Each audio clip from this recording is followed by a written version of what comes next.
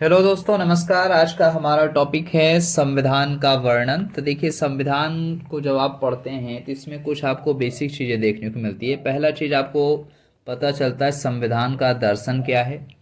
फिर दूसरा चीज़ आपको क्या देखने को मिलता है, सरकार का गठन देखने को मिलता है। और तीसरी चीज़ आप कह सकते हैं विविध, है ना। तो देखिए, जब आप संविधान का दर्शन देखेंगे तो इसमें आपको क्या क्या देखने को मिलता है। संविधान के दर्शन के तहत आपको प्रस्तावना देखने को मिलती है, भारतीय संविधान की प्रस्तावना, जिसमें आप पढ़ते हैं हम भारत के लोग हैं ना, तो कुछ इस तरीके से। फिर इसके बाद आपको मौलिक अधिकार, तो मौलिक अधिकार आपको देखने को मिलता है संविधान के दर्शन के तहत। और जो तीसरी चीज़ आपको देखने को मिलती है, राज्य के नीति निदेशक तत्व, जिसे आप डीपीएसपी बोलते हैं, ठीक है।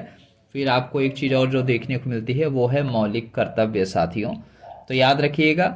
और नेक्स्ट अगर हम बात करते हैं सरकार के गठन की, तो जिसमें आप देखेंगे आपको सरकार के जो तीन महत्वपूर्ण अंग देखने को मिलते हैं, विधायिका, कार्यपालिका और न्यायपालिका। अगर विधायिका की बात करें तो देखिए, विधायिका में आपको क्या देखने को मिलता है, तो याद रखिएगा अगर आप केंद्र स्तर की बात करेंगे तो केंद्र स्तर पे आपको संसद देखने को मिलती है। वहीं अगर राज्य के स्तर की बात करें तो यहाँ पे राज्य में आपको विधानमंडल देखने को मिलता है, जिसे आप विधानसभा के नाम से जानते हैं, ठीक है। और विधायिका का काम क्या है साथियों, तो याद रखिएगा विधायिका का जो काम है वो है कानून बनाना, ठीक है। तो कोई भी कानून नियम अगर बनाना होता है तो इसमें सबसे महत्वपूर्ण भूमिका किसकी होती है, विधायिका की होती है, ठीक है। अगर राज्य स्तर पे कोई कानून बनाना है तो राज्य का जो विधानमंडल है, और राज्य के विधानमंडल के तहत राज्य की विधानसभा और विधान परिषद आते हैं। तो राज्य स्तर पे विधानसभा और विधान परिषद मिलकर कानून बनाएंगे। वहीं अगर बात किया जाए केंद्र के स्तर पे साथियों, तो केंद्र के स्तर पे आपको लोकसभा और राज्यसभा। तो साथियों, जैसे ही कोई बिल राज्यसभा या लोकसभा में पारित हो जाता है दोनों जगह से, फिर उसके बाद राष्ट्रपति के पास जाता है और राष्ट्रपति का साइन होने के बाद वो क्या हो जाएगा, जो बिल था वो कानून बन जाता है, एक्ट बन जाता है, ठीक है। इतना याद रखिएगा। तो हमने क्या बताया कि जो विधायिका है उसका काम है कानून बनाना। और नेक्स्ट आता है साथियों कार्यपालिका। तो कार्यपालिका का क्या काम है, कानून को लागू कराना, ठीक है। विधायिका जो कानून बनाती है उसे लागू कराने की जो शक्ति है वो कार्यपालिका के पास है, ठीक है। और जो कार्यपालिका है वो आपको दो तरीके से देखने को मिलती है, एक राजनीतिक कार्यपालिका और दूसरा आपको प्रशासनिक कार्यपालिका। राजनीतिक कार्यपालिका जो होती है वो अस्थायी कार्यपालिका के नाम से जानी जाती है, क्योंकि आप लोग जानते हैं प्रत्येक 5 वर्ष में चुनाव होता है, जिससे क्या होता है कि अगर कोई पार्टी मान लीजिए अभी रूल कर रही है, ये फिक्स नहीं है कि अगले 5 साल बाद वही पार्टी फिर से जीत के आएगी, ठीक है। तो ऐसा बहुत कम पॉसिबिलिटी होता है। और यही वजह होता है क्या, कि जो मंत्री होते हैं वो बदलते रहते हैं, ठीक है। और जो मंत्री होता है वो राजनीतिक कार्यपालिका के तहत आता है, और राजनीतिक कार्यपालिका मतलब जो अस्थायी कार्यपालिका है, ठीक है। वहीं अगर आप देखेंगे तो प्रशासनिक कार्यपालिका में साथियों, तो जो प्रशासनिक कार्यपालिका है वो स्थायी कार्यपालिका है, और जिसमें आप देखेंगे तो नौकरशाही आती है, ठीक है। अब नौकरशाही होती क्या है, तो आप लोग जानते हैं जो भी आईएएस अधिकारी होते हैं, आईएएस स्तर के, तो वो सभी नौकरशाही के तहत आते हैं। और नेक्स्ट अगर आप देखेंगे तो मंत्रिपरिषद जो है साथियों, तो आप लोग जानते हैं मंत्रिपरिषद क्या होता है, मंत्रियों से मिलकर बनती है, ठीक है। नेक्स्ट अगर हम बात करते हैं तो जो सरकार का जो तीसरा अंग है वो है न्यायपालिका साथियों।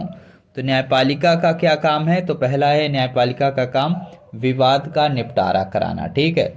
जिसमें आप देखेंगे तो आपको सुप्रीम कोर्ट, हाई कोर्ट, फिर आप देखेंगे तो जो जिला स्तर पे भी आपको न्यायालय वगैरह देखने को मिल जाता है। तो पूरी पूरी न्यायपालिका की एक चेन बनाई गई है भारत में। लेकिन जो सबसे पावरफुल कोर्ट है वो है सुप्रीम कोर्ट, जिसे आप सर्वोच्च न्यायालय कहते हैं, ठीक है। और ये सर्वोच्च न्यायालय आपको नई दिल्ली में है, ठीक है। और बाकी राज्य स्तर पे आप देखेंगे तो प्रत्येक राज्य के पास लगभग उच्च न्यायालय, हाई कोर्ट है साथियों। लगभग हर राज्य के पास अपना एक हाई कोर्ट होता है। अगर मान लीजिए जिस किसी राज्य के पास नहीं है तो किसी अन्य दूसरे हाई कोर्ट के अंतर्गत उसे रख दिया जाता है, ठीक है। और नेक्स्ट अगर बात करते हैं तो देखिए, न्यायपालिका का काम है विवाद का निपटारा कराना, न्याय देना, ठीक है, दोनों काम, ठीक है। जैसे आप लोग देखें कि जो मौलिक अधिकार हमारे हैं तो ये संविधान के भाग 3 के तहत आते हैं, ठीक है। और संविधान के भाग 3 के तहत आप देखेंगे तो आर्टिकल 12 से लेके आर्टिकल 35 तक आपको क्या देखने को मिलता है, फंडामेंटल राइट्स देखने को मिलता है। ठीक है, उसके बाद आपका स्टार्ट हो जाता है भाग 4, और भाग 4 में आपको देखने को मिलता है राज्य के नीति निदेशक तत्व, डीपीएसपी। ठीक है, तो याद रखिएगा। और ये आपको देखने को मिलता है आर्टिकल 36 से लेके आर्टिकल 51 तक। तो लेकिन सबसे ज़रूरी चीज़ ये आपको याद रखना है साथियों कि जो आपके मौलिक अधिकार हैं तो इनका संरक्षण न्यायपालिका ही करती है। अगर आपके मौलिक अधिकारों का उल्लंघन होता है या फिर विधायिका कोई ऐसा कानून बनाती है जिससे मौलिक अधिकारों का हनन हो रहा होता है, तो उस कंडीशन में न्यायपालिका ही निर्णय देती है कि कौन सी चीज़ें रहेंगी और कौन सी चीज़ें हटा दी जाएंगी। ठीक है, जितना भी कानून का वो भाग मौलिक अधिकारों का हनन कर रहा होगा उतने भाग को न्यायपालिका हटा देती है। ठीक है, और नेक्स्ट अगर हम बात करते हैं साथियों, जो विविध के तौर पे आप देखेंगे भारतीय संविधान में, वो है नागरिकता से संबंधित, निर्वाचन से संबंधित, पंचायती राज हो गया, केंद्र राज्य संबंध हो गया, वित्त आयोग, तो ये आप विविध में पढ़ते हैं। ठीक है, तो संविधान का जब हम वर्णन किए तो किसमें, 3 आधार पे। पहला, संविधान का दर्शन क्या था।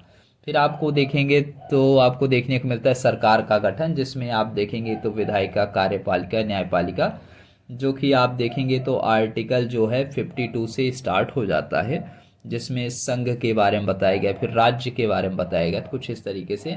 और साथ ही साथ न्यायपालिका का भी वर्णन आपको संविधान में ही देखने को मिलता है। तो और बाकी हमने बता ही दिया साथियों, विधायिका जो होती है आपको 2 स्तर पे देखने को मिलती है। अगर केंद्र स्तर की बात करें तो आपको संसद देखने को मिलेगी, और संसद में आप देखेंगे तो लोकसभा और राज्यसभा देखने को मिलती है। वहीं अगर राज्य स्तर की बात करें तो यहाँ पे आपको विधानमंडल देखने को मिलता है, जिसमें आप देखेंगे तो विधानसभा और विधान परिषद। तो देखिए, विधानसभा तो आपको लगभग हर राज्य में देखने को मिलती है, लेकिन विधान परिषद कुछ ही राज्यों में देखने को मिलती है साथियों। तो आप कमेंट करके ज़रूर बताइएगा कि विधान परिषद किन किन राज्यों में है। ठीक है, और नेक्स्ट अगर हम बात करें साथियों कार्यपालिका की, तो देखिए कार्यपालिका में आपको क्या देखने को मिलता है। तो कार्यपालिका का जो काम है वो है कानून को लागू कराना, और कार्यपालिका आपको केंद्र स्तर पे भी देखने को मिलती है और राज्य स्तर पे। अगर केंद्र स्तर पे अगर हम कार्यपालिका की बात करें तो इसमें आपको क्या देखने को मिलता है, इसमें आपको राष्ट्रपति देखने को मिलेगा, उपराष्ट्रपति, प्रधानमंत्री, मंत्रिपरिषद और केंद्रीय शाखाएं देखने को मिलती है। और वहीं अगर हम बात करते हैं साथियों राज्य स्तर पे, तो आपको क्या देखने को मिलेगा, राज्यपाल, मुख्यमंत्री, मंत्रिपरिषद और जो प्रांतीय शाखाएं हैं, ठीक है, वो सब आपको देखने को मिल जाती हैं राज्य स्तर पे। और न्यायपालिका की बात किया जाए तो न्यायपालिका में आप देखेंगे तो सुप्रीम कोर्ट और हाई कोर्ट देखने को मिलता है। ठीक है, सो उम्मीद करते हैं ये वीडियो पसंद आई होगी। तो मिलते हैं अपने नेक्स्ट वीडियो में साथियों।